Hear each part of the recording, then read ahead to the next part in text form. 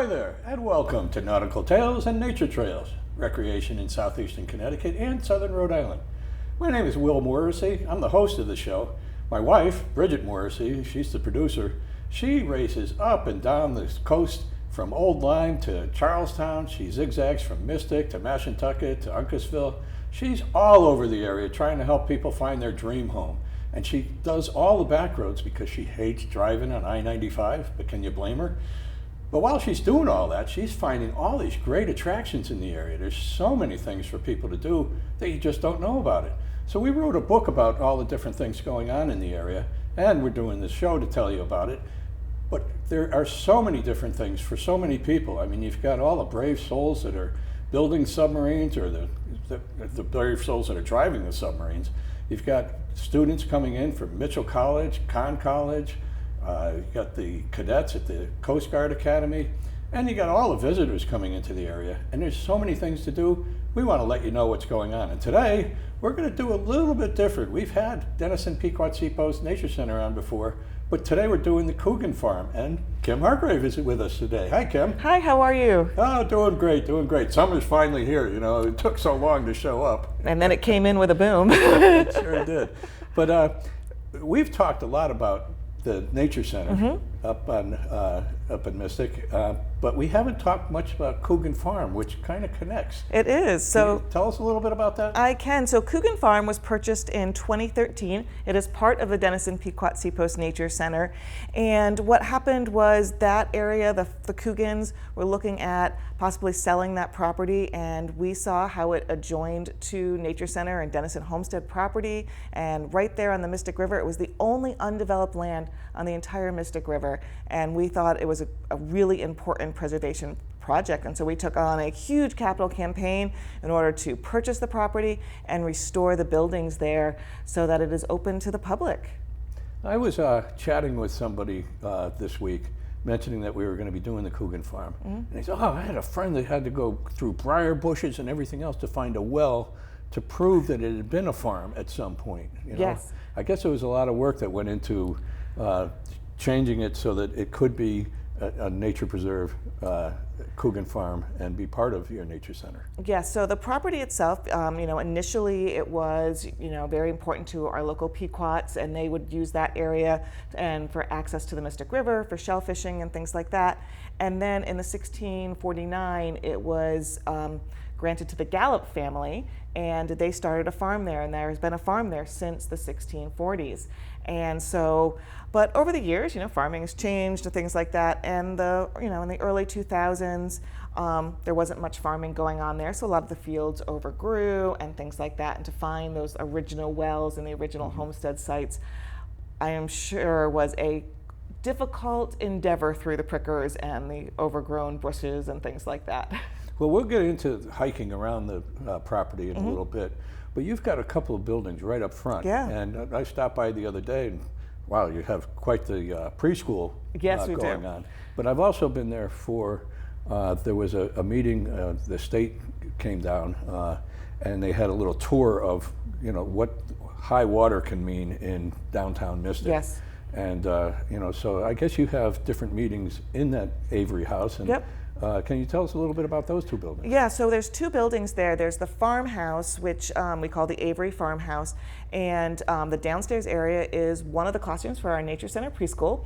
And then we have the upstairs part has an amazing teaching kitchen. And so, for example, we had a class the other day on how to cook invasive species and things like that. So they went out, they learned about some of their local invasives, and then they got to cook and eat them in the kitchen.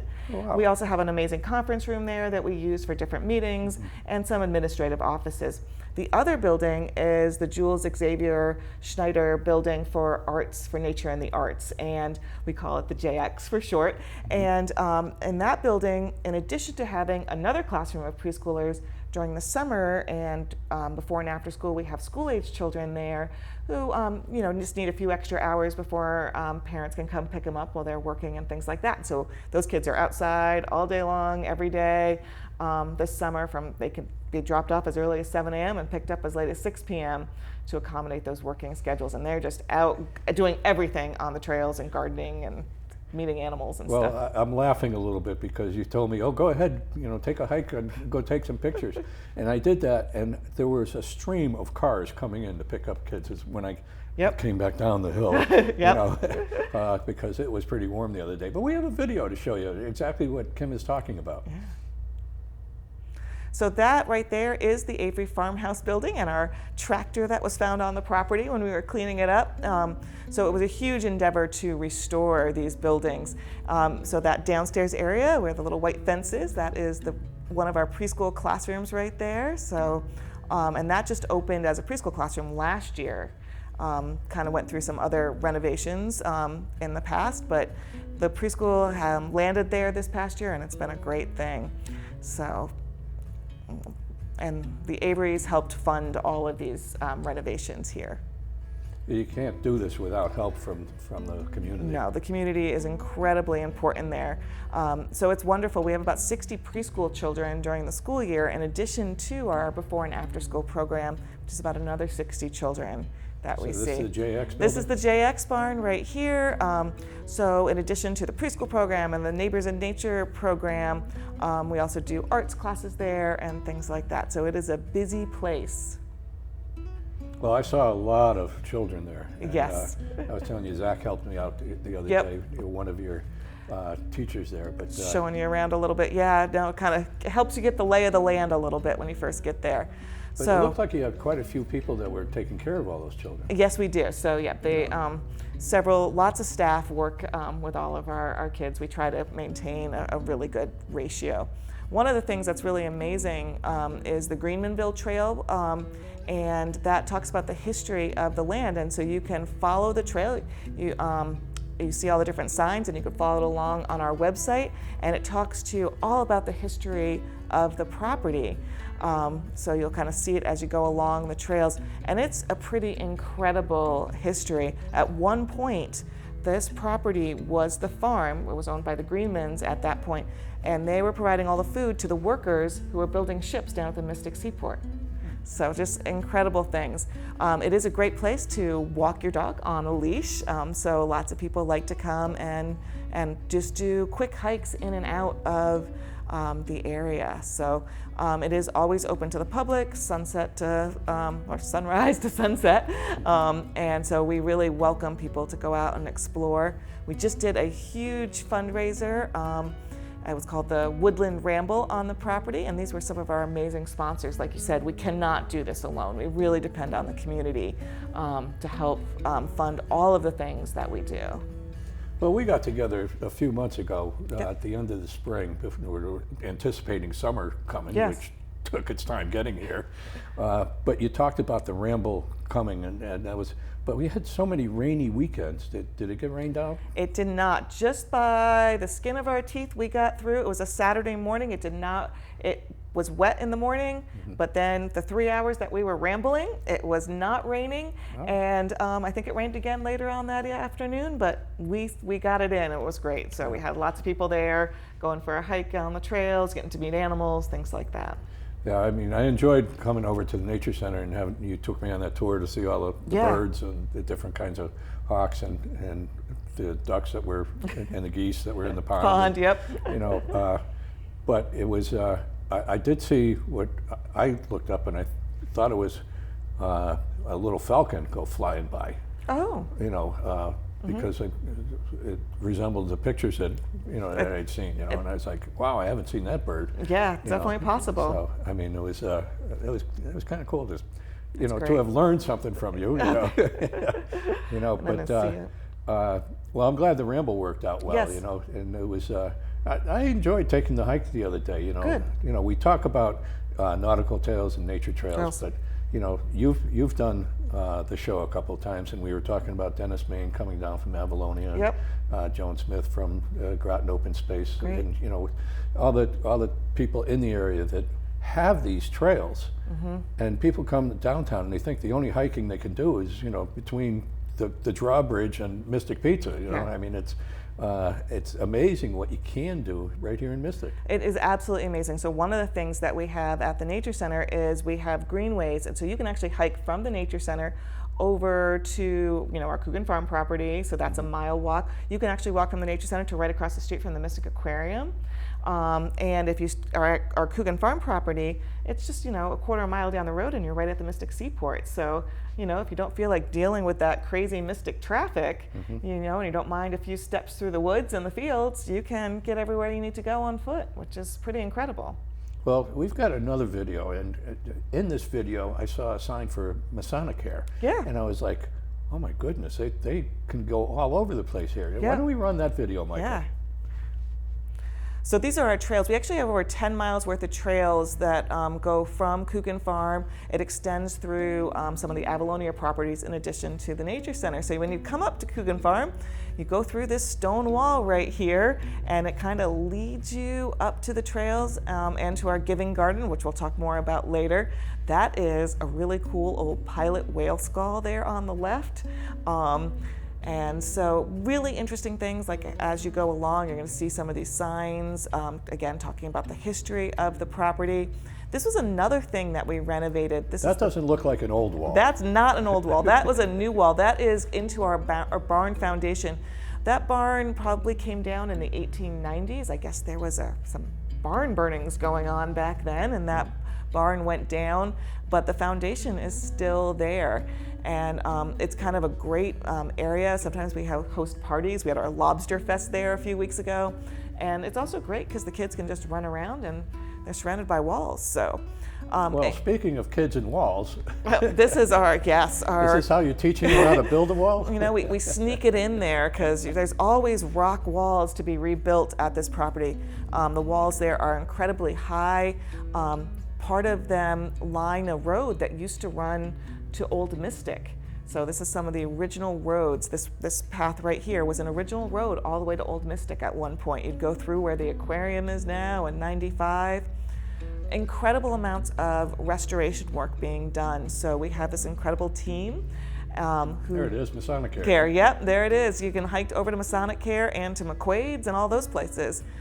Kelly's Pace. If you want to run, I wasn't running the other day, but Kelly's Pace does runs here on Monday evenings. You can hit the trails and things like that.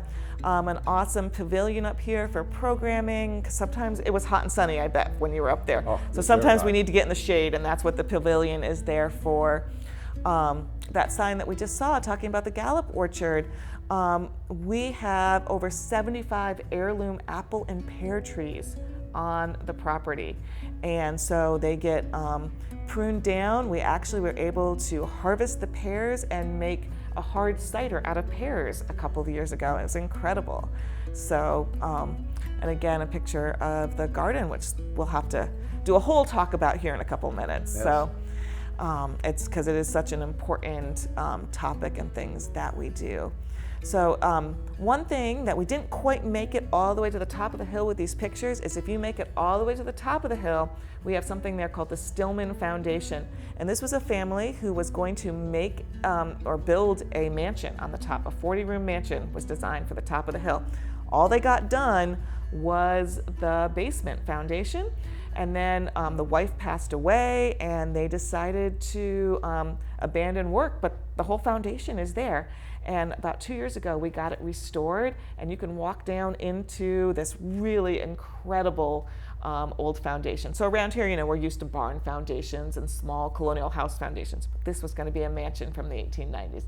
It is so much fun. Well, it sounds like it's going to be the Hargrave home. Yeah. Now, it was a lot of fun taking the hike the other day and seeing so much, and I know I missed. Knowing our gardens at home, I know I missed some flowers. Or probably. Yeah, no, it's one of the things that we're doing there is trying to bring it back to native habitats. And so when you have an old farm, very typical in pretty much anywhere, but especially here in Connecticut, if the fields are not being used anymore, not being grazed, the invasive species grow back. Mm-hmm. And so we are slowly taking one small area at a time and getting rid of the invasives and replanting in native plants. So anybody who's interested, Wednesday mornings, we have this incredible team who come in, and they are our habitat restoration team. We call them the HRT team, and led by this wonderful volunteer named Lydia Pan from the Wild Ones. And she helps to, with her team, get rid of all these invasives and plant new native plants. And so all those flowers that you were seeing and things like that were part of it. So. Well, we had another show when we had the Department of Energy and Environmental Protection on, and that was back in May. They were here for Safe Boating Week. Yep. But the majority of the show was about invasive species, and when you're trailering a boat, pulling it out of the water, making sure you're taking all the weeds off and throwing them back in the water, or throwing them out. Yeah.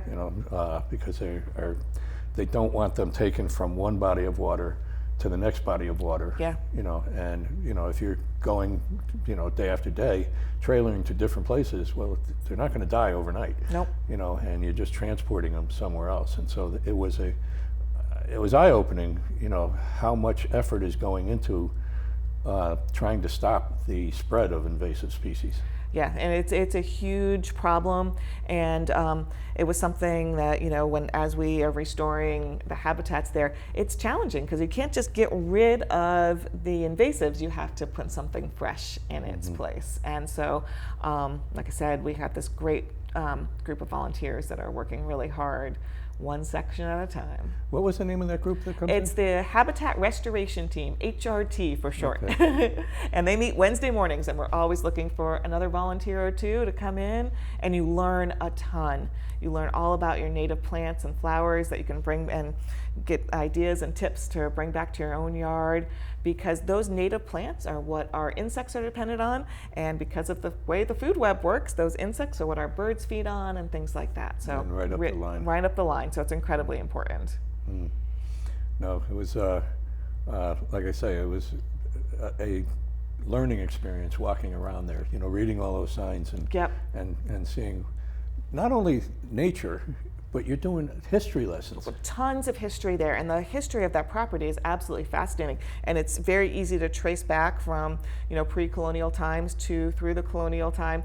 So, the Gallups were the first families there, and then how it progressed from one family to another until the Coogans had it. And Mrs. Coogan was getting older, and she wanted to make sure the land was preserved. And so, but obviously, land in Mystic, as you and your wife would know, is very valuable. Oh, well, looking in the book, you go to the back of the book and you see where Bridget is a descendant of the Burrows. Oh, yeah, excellent. So, I mean, they were probably neighbors of the Gallup. Well, no, that was the other side of the river. But yeah.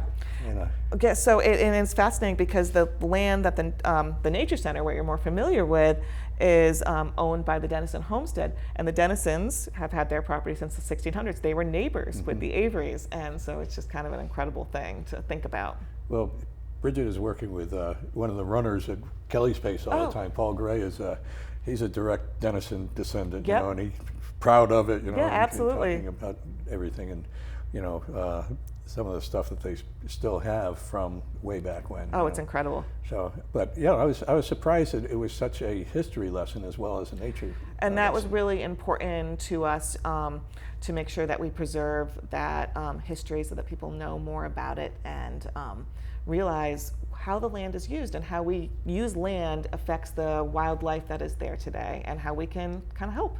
Now, you talked about having volunteers come in for weeding and to prevent the invasive species from spreading.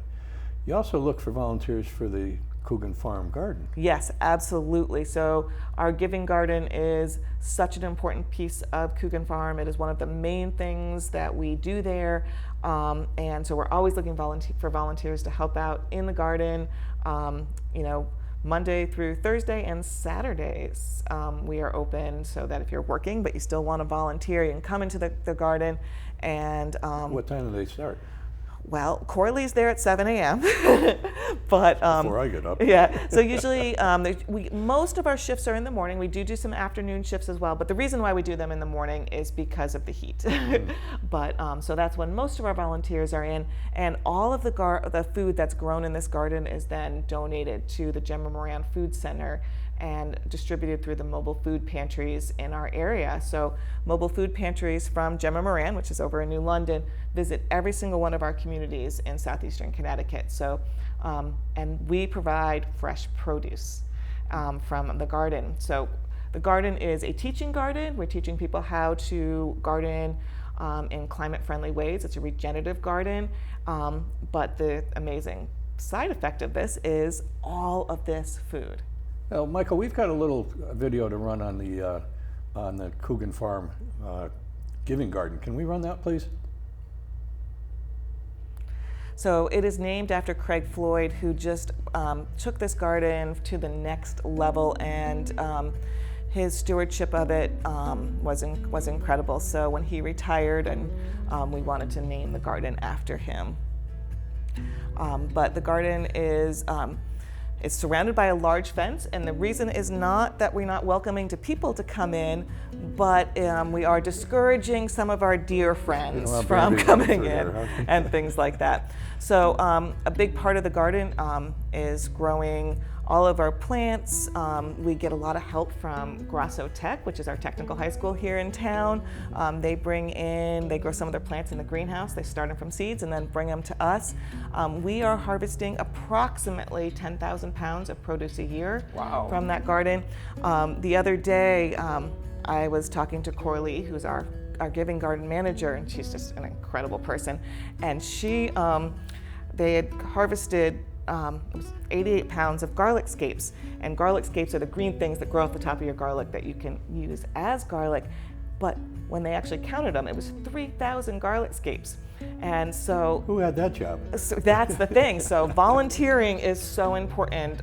We do harvest days on Tuesday morning. The United Way brings out their truck, and lettuce is a big thing that we grow in the garden because we have really good irrigation there. So we work with some of the other giving gardens in the area, and depending on what equipment which garden has, so we have really good irrigation and water. So we grow tons of lettuce, and so they harvest hundreds of pounds of lettuce. All gets washed and then bundled and then ready to go out to the food center. We've got 3,000 bulbs of garlic in the ground right now, getting ready to harvest in the next few weeks. Tomatoes, cucumbers, there's so much. Swiss chard, Yeah, we did a show back in February and mentioned the Craig Floyd Giving Garden, and had a picture of the truck. Yes. That big box truck coming over from New London, from the Gemma Moran Food Center. And they had quite a crew out there, all, jumping up and down, and, but they were very excited about, what they do, and, the need is there. The need is there. The food insecure in our community, and they deserve fresh produce, the same produce that you buy at the grocery store. And so that's really, really important to us. All of this produce has incredible nutritional value because of the way it's grown. That regenerative gardening brings nutrition into the soil that gets transferred to the food. So it's just a great thing. Wow, I'm learning so much. I do a little bit of weeding I do weeding at home for the gardens that Bridget likes. She loves her gardens and a lot of work on that, but I can't imagine how much work goes into it. Because I saw when I went on the tour, I saw the brush hog, well, I guess that's what you would call it, where you pull it behind a tractor to mow everything down, and some of the equipment that you have. You must need volunteers that know how to run the machinery. Yeah, so we definitely need volunteers that can help with machinery. And honestly, sometimes it's the delicate work that we just, that you have to do by hand when you're, weeding around plants and things like that. Bringing in the piles of wood chips because we mulch in between every single one of our garden beds and things like that. So you'll be busy in this garden right through the fall. Absolutely, yep. So, think about squashes and things like that. We will be harvesting. We usually close the garden in November. So. So that, you know how it is. September, October, all of a sudden, all your things are ready to go. Now we work hard to make sure that we have food going year round, but all the way through the fall. So if you can't volunteer now, later. How do you chase volunteers? How do you look for them? So we have an incredible volunteer coordinator who helps us with that. And so people volunteer on their own. You can sign up through the Nature Center's website if you just go, DPNC volunteers. Or the other thing is, if you work for a business, Pfizer will come in, EB will come in, and they will bring in a whole group of people that are able to volunteer at once, which is awesome because they can get so much work done in a very short amount of time. I see the teams. They come in with their T-shirts. They're proud. They're proud to be doing it. Absolutely, and we love to have them, and we could not do it without them. I have seen the EB ones and the Pfizer ones, and there's some other groups that come in. Absolutely, yes. The hospital, I think. Yep, we've had plenty of different organizations from around the community come in, from the Dime Bank to we had a team from Ella Bean one time. Really? All sorts of things. Yep. So oh, wow. That's athletic brewing. So it's really great. Well, if you're looking to volunteer for something that makes a difference, then DPNC.org, make it happen. Absolutely. Go and volunteer there. Now, that's great talking about Coogan Farm and the hiking trail and everything. But while you're here, tell us a little bit more about the other things that are available from DPNC. I mean, you go across the river and you've got that Peace Garden, Peace Sanctuary. Peace Sanctuary, where you can look out over the river, and you also have the programs at the Nature Center itself. Absolutely. So I highly recommend going over to the Peace Sanctuary and doing one of our hikes there. We're usually there at least once a month. I especially recommend full moon walks there because you can go up to the top and you look over the ledge and you actually see the moon rise up over our Coogan Farm property. So it's just beautiful. And even during the day, you go out, you look over the Mystic River and you can see Coogan Farm. And so one of the things about Coogan Farm is it protects the Mystic River watershed. So all the water draining off that goes into the Mystic River. When you walk over the top of the hill, you're in the Pequotsepos Brook watershed. And that is the stream that runs over by Sea Swirl and places like that. So you're protecting, all this open space is protecting our watersheds too. Lots of great things going on at the Nature Center though. If you have kids or grandkids, the big thing coming up is Fairies in the Forest. And so that is coming up on July 19th. You bring the kiddos over to the Nature Center and they can wear their fairy wings if they want. Everybody can wear their fairy wings, and you're gonna hike through the trails and meet different fairies. So we're gonna have like our salamander forest fairy and our pond fairy. And they're going to learn tips about being friendly to nature and things like that, and get to make a fairy craft. It should be a really fun day. Well, it's amazing how much fun the kids can have there. Absolutely. I was watching and they were having a ball the other day. But Kim, I am so sorry this time flies by so fast. It does. We only get a half hour here, But thank you for coming in again and telling us all about. Yeah, thank you so much for having me. Nature Center, So anyway, that's the show for today. Hope you enjoyed it. Tune in next time. We'll see you then.